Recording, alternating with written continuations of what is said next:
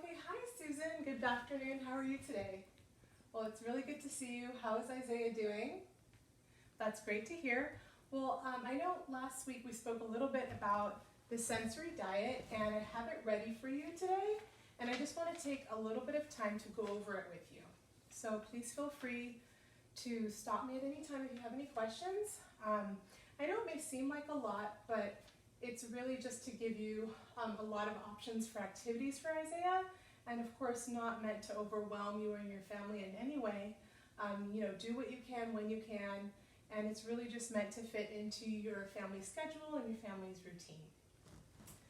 So the goal of the sensory diet is really to provide as many sensory experiences as possible for Elijah, and basically to get him to a point where he's able to tolerate like more and more and more gradually over time, and of course without overwhelming him.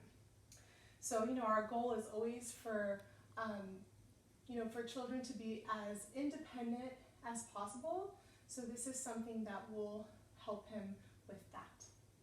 So the first thing, as you'll see here, is we're going to talk a little bit about the Nook brush. So have you ever seen one of these?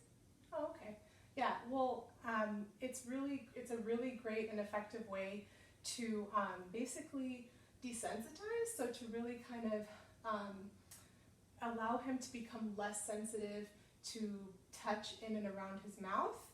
And it also really helps with the gagging that you told me about. So basically one thing you can do is you can just make it into a fun game. You can sing a song, or one thing that I know really works is sometimes parents allow their children to kind of do it to them, so it becomes a fun game. So one thing you can do is basically you just take the brush and you can do cheek to cheek, and I'll show you here on Peter the Penguin. You can do cheek, cheek, you can do chin, you can do kisses as well. And then another thing you can do is once you've gotten to that point, you can kind of, maybe like play brushing teeth, and then you can do like a rolling motion on the tongue, and then with that you just don't want to go too far back. So that's a really effective way to use the Nook brush. And then the second thing you can do is basically you can take a preferred food with a non-preferred food. So he really loves crunchy, he loves Cheerios like you mentioned to me. So you can kind of put some Cheerios maybe in a little bit of yogurt, and he can kind of dip the Nook brush into that and hopefully taste it. So that's the Nook brush. And the second thing, the other thing I wanted to say was, I know you mentioned he loves like that deep pressure input, right? So he loves going into the beanbag, he loves hiding in those tight places. So this is something that he seeks, and is comforted by it. So basically with Isaiah, that deep pressure input, which is what we call proprioception, is his best friend.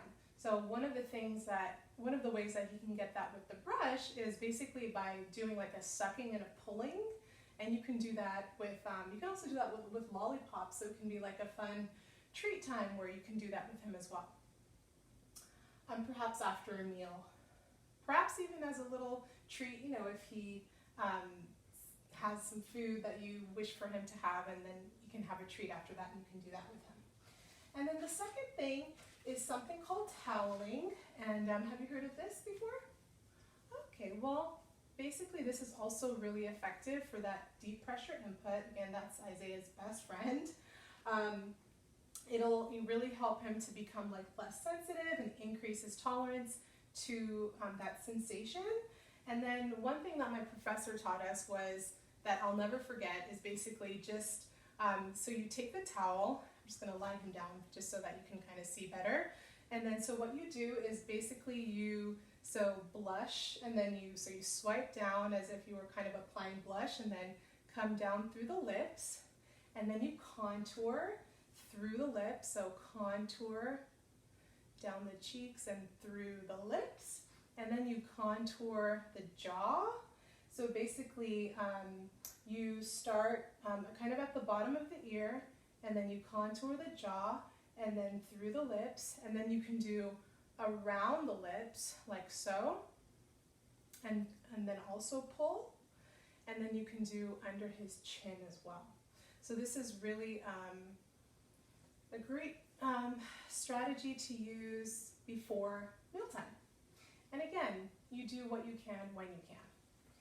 And then another thing is, I know you said he doesn't really have like any major challenges with play, but you mentioned to me during our interview that you kind of picked up this sensory-seeking behavior.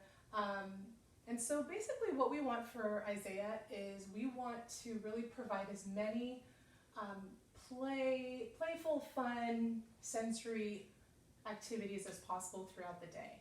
And they really, evidence shows that every 2 hours is best. However, again, you do what you can when you can and what works for your family.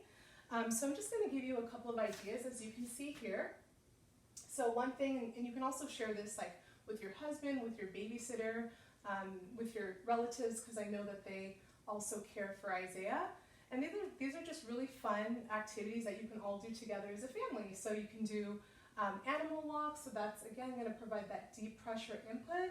You can do log rolling, where basically you can go out in the backyard and just like roll around on the grass. That would be really great. You can kind of do that to Disney songs, because I know he really loves Disney, the Disney Channel. You could do the beanbag sandwiches. So I know you already have a beanbag. You could put him in the beanbag and just kind of envelop him. That's something that he would really love and benefit from. And then of course, swinging. That's something that he also needs, is that kind of swinging motion. So that's something, again, that I know you guys already do at the park, but one thing that I remember I did when I was little is I would kind of lie down in a sheet, and my parents would grab both ends and kind of swing me that way. So that's something you all can do as well. And you can kind of sing row, row, row your boat while you're doing that to make it extra fun. And that's basically all for today, Susan. I know that there's a lot more on that, and we can talk more about it next time. And of course, if you have any questions, please feel free to email me. And I look forward to seeing you next time. Take care.